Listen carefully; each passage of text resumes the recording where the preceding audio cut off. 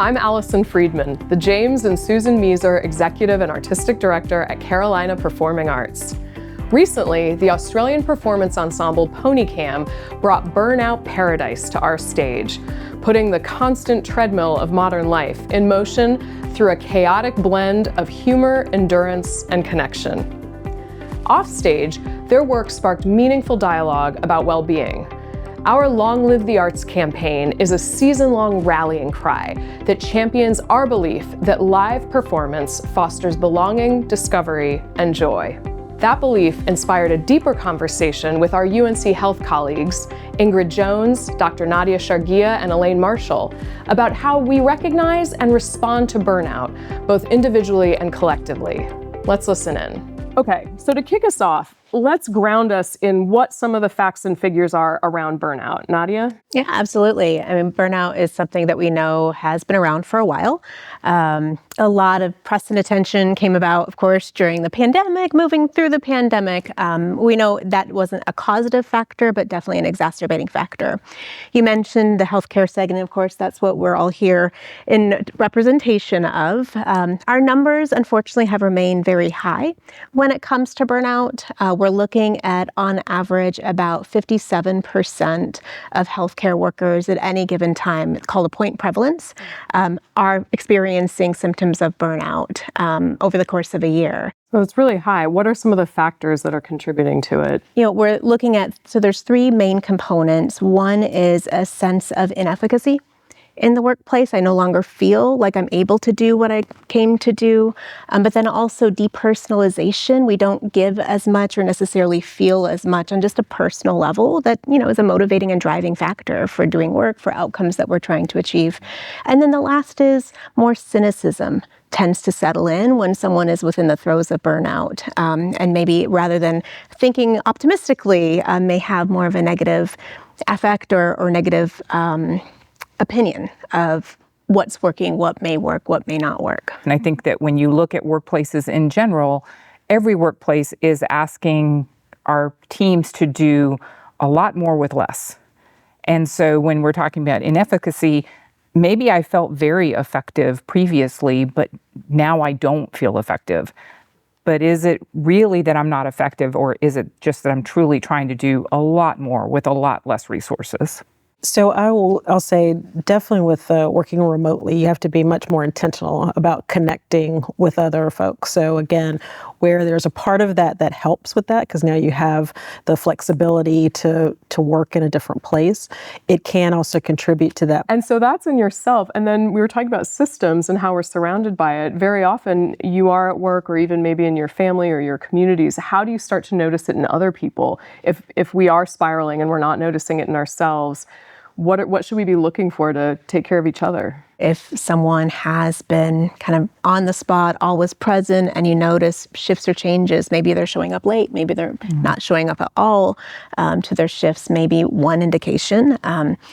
Also when you just kind of see someone in their performance in the day-to-day, perhaps the outcomes might not be quite what we're expecting in our setting within healthcare. If I'm thinking about some of the physicians that I'm working with or other clinicians, maybe we're not getting our notes in quite as on timely. We're not completing some of our other day-to-day tasks. And unfortunately, maybe we're thinking about, this needs to be done, rather than trying to make that inquiry as to, I wonder what's going on and why there's been this shift or this change.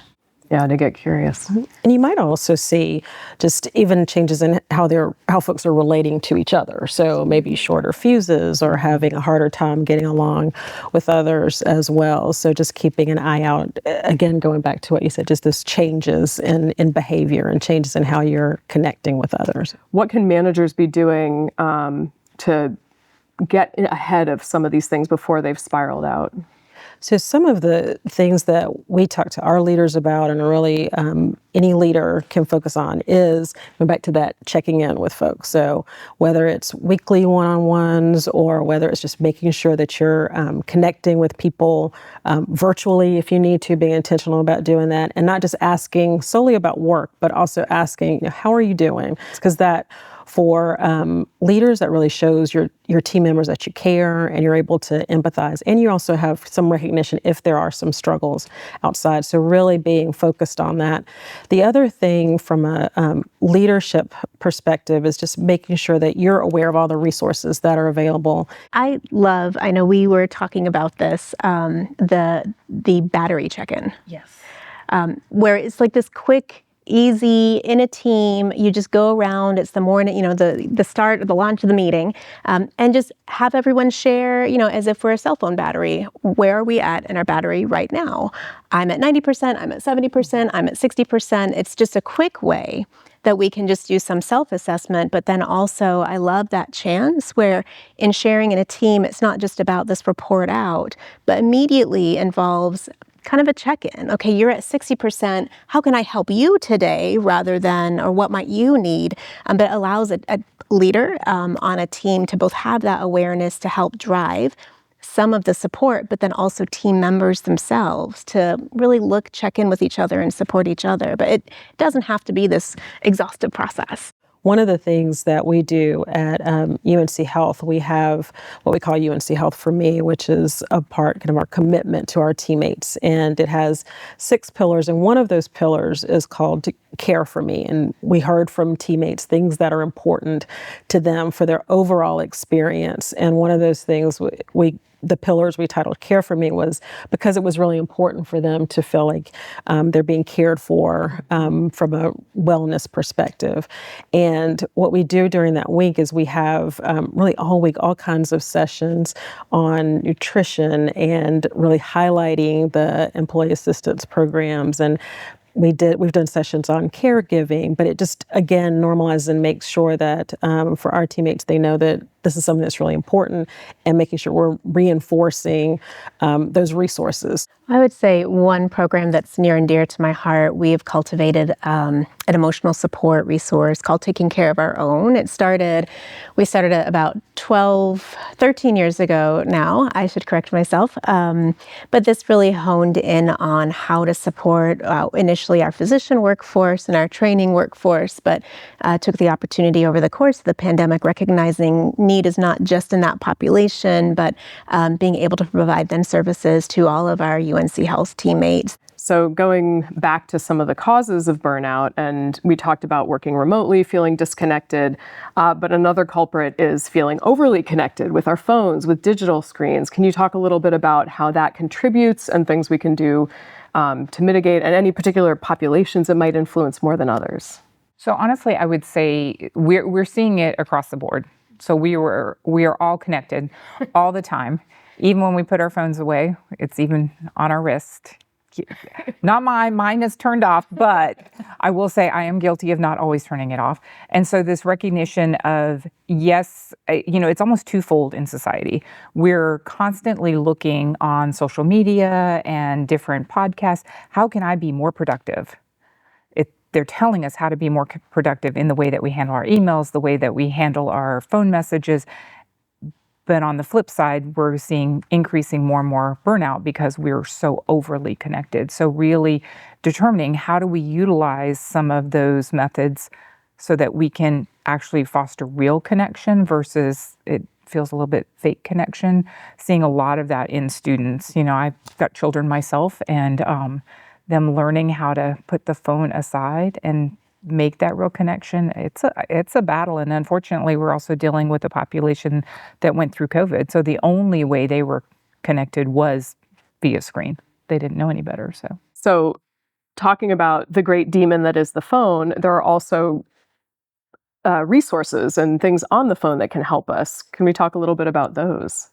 So I think that if you look and you're intentional, I think that that's probably the most important part with the phone is, I am guilty of being the person who's like, I'm going to relax for a minute and I'm just going to look at a couple of videos. And then all of a sudden I'm like, oh, where did all my time go? And I don't feel much more relaxed at the end of it. So being intentional with the utilization of the electronic device. So I think there are a ton of apps out there that can actually walk you through meditation, different exercise routines, breathing techniques. And also the physical separation from it as well. Put it in a different place. Don't constantly have it almost like a security blanket in your hands or on your body. So we've covered a range of information today about burnout. What is one thing that you want our viewers to take away from today's conversation? So I think one thing is that you have agency. So by making yourself aware of resources, reaching out to other folks and just sharing some of your own experiences, because that might help someone else to open up about theirs. That also makes me think in regards to isolation, like working against isolation, not being alone in this. We know the numbers themselves prove that point of burnout is prevalent everywhere right now. So invoking those conversations, reaching out for help, or if you prefer, reaching out to help someone else, if that might be the place that you have a easier time starting. And just recognition of there's resources out there, and it isn't a one size fits all. Really, it is what inspires some joy in you, and maybe seeking that area out and fostering that. So the resources can be at your workplace, like we've talked about here, can be in the faith-based community, can be I've even seen resources at some of the schools where they're offering it for parents, how to be a better parent, but really it's how to address some burnout. So just recognition that it doesn't have to be one size fits all, and the resources are out there if you seek them out.